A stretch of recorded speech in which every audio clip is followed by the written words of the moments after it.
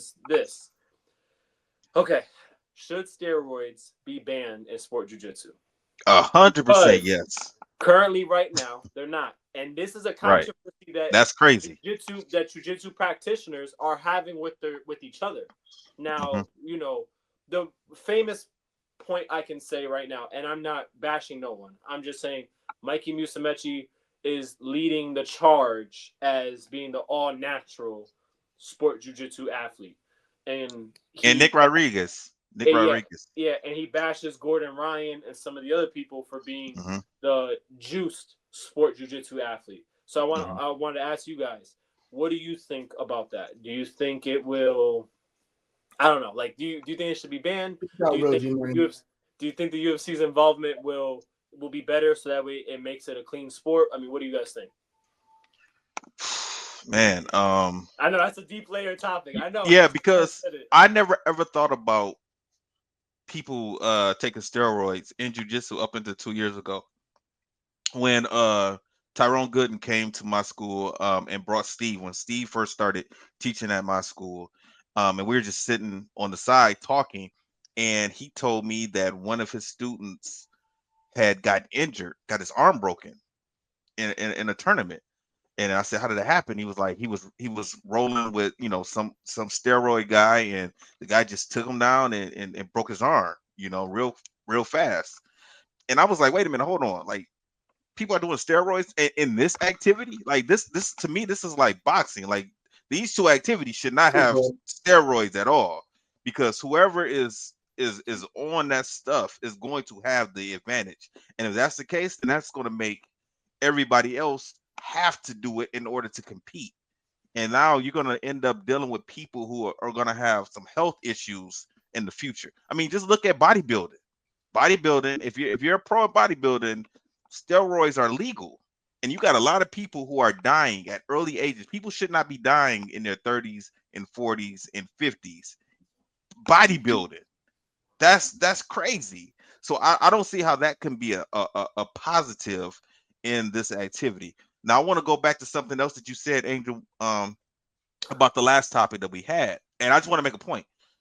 Craig Jones Invitational, he gives out $1 million for Mm-hmm. first place, right? Mm-hmm. $1 million. Mm-hmm. If the UFC gets involved in doing that, they're going to surpass $1 million for first Yeah. place. That's nothing but good. I mean, that's whoever participated in those tournaments, that's nothing but positive for those people. So, I mean, so you saying that and that was why again, this is where it gets into the Yeah, I 50-50. got you. Brett just put down a comment saying, well, the UFC will bring USADA back in, or will bring USADA in, so Yeah, there's opponent. That's very true. Now true. wait, do they have USADA in, or is they with another company? Is it still USADA? I thought they got rid of them. I'm not They sure. they were planning to get for them to leave, but I don't know when Okay. or Yeah, but what happened either with way, that. they're gonna bring in some type of drug testing policy. That's Yeah. like, and I know what Brett is saying. So that's why I thought about the UFC's involvement, and then I got to this question because you have someone like Mikey Musumeci who is now pushing the whole being the clean sport jiu-jitsu athlete, and he was saying, I think that was a part of the UFC signing him to this lucrative deal. And then you start to wonder, now what happens if you sign someone that is not a natural athlete in terms of what their supplements is and they're taking steroids? What does that do now to the MMA fighter? Now, would they try to go and compete in jiu-jitsu for a certain period of time and then get off before testing starts again, and then they go and compete in MMA? It poses so many different questions, and there's so many different answers. I don't know. That's why I want to say, Zeke, you're out there in Vegas, so I don't know if this is talked about a lot within like the community, or if it's just outside of the community that's talked about. But what's your thought point? In the circles that I'm in, it's not something that's talked about a great deal. That doesn't mean that it isn't being talked about. I'm sure that being Vegas, there's a lot of places and cases in which this is transpiring. So I do want to go back and revisit one of the things you just said. when you were talking about Chris and you're talking about his grip strength. I mean, just we were having a separate conversation about strengthening different parts of the body and the grip strength. So we were talking about that from a strengthening standpoint. A natural athlete, a person that's just working on their own to become stronger and better as a jiu-jitsu practitioner. Now, you talked about how when he got a hold of you when you guys were fooling around, you couldn't get away. This is the person that's just improved their grip strength. No steroids or anything that we know of involved, right? So now you couple that with actual steroids, right? Because what you're doing is you're creating, like Gene said, an environment in which you may as well not even participate if you're not participating. You may as well not participate if you're not taking steroids. It's a waste of your time. It doesn't even make that. Now it's not saying you can't win, but you already know that the playing field is not leveled. So you change the entire course, the entire shape of the activity by allowing these things to be legal. Here's another thing. Jiu-Jitsu has been for quite some time, which is why we're talking about on the show, which is why we're having these topics and conversations. It's trying to become much more mainstream and relevant to your first point about bringing the UFC on board to be able to promote it, right? So if that's what we're really talking about trying to do, then the question is that the steroids have to be out, because any reputable, legitimate, and clean sport that we recognize, steroids are banned. So you can't in one breath and one vein say, well, I want to be recognized as being a competitive, a mainstream sport and activity, and I want to be just as respected and in front of the public eyes like everything else, but we don't want to adhere to the clean level of everything else, and we want to openly be able to say that we're taking steroids. Now, hey, listen, in baseball, in MMA, in every activity, there's people taking steroids, but it's not openly promoted. We're like, hey, listen, like, you know, you don't have to hide it. Feel free to pop those boys if you feel like it and needle up and take. No, it's not. It's frowned upon, which is why it's done in the dark and it's done, you know, in hiding, and it's kept secret from people, and people are getting caught and they're making these extreme examples. But if you allow it, I think that you delegitimize the sport, because now people are just going to be able to accredit people's success not to technique, skill, or skill, but to drugs, right? So it becomes a druggy sport, and you can't, in the same breath, say that you want to be recognized as mainstream, as appreciated as anything else, but then by the same token, you want to be able to play unfair, and you want that to be okay too. Absolutely not.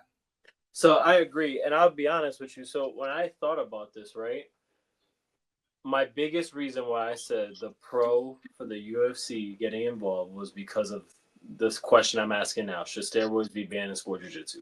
That was actually my biggest reason why I said it should be a pro. And that was why, and for me, now I'll tackle it from the competitive standpoint, right? If I was going into a match knowing that there's a chance you could or could not be on steroids, I will not perform like I'm trying to win. I'm performing like I don't want to get hurt. Which we talked about that tapping early thing. If I think you hit me with a hard takedown, I'll tap. If you try to hit me with a hip toss, I will tap. Because now the strength level is not in a. Obviously, we know that there's some people that they're just genetically gifted. But we can see that and we can feel that genetically gifted sometimes. When you know that there's when you know, thanks, Jeff. When you know that there's someone that you could be going against, and that if once they throw you, that that becomes the life or death situation. Now that becomes the part where now you're worried. You're not going to perform as optimally as you would like to. And then I look at it from the other standpoint of how, you know, everyone wants to, I don't want to say everyone, the people that are competing in sport jiu-jitsu that are doing it as a profession, they want it to be mainstream. And when we look at it, I say, okay, it's still considered a combat sport to some degree. So because it's still considered a combat sport to some degree, there has to be a rule and regulation. We can't have the wild, wild west, right? We got to see where that got the UFC, but at some point for them to be taken serious, they had to get into that realm of we have to make it legitimized. We have to do testing. You know, I say this because I know we probably can picture the person. We all know what Alistair Overeem looked like before they started testing. Yeah. And we all saw what he was able to do to people.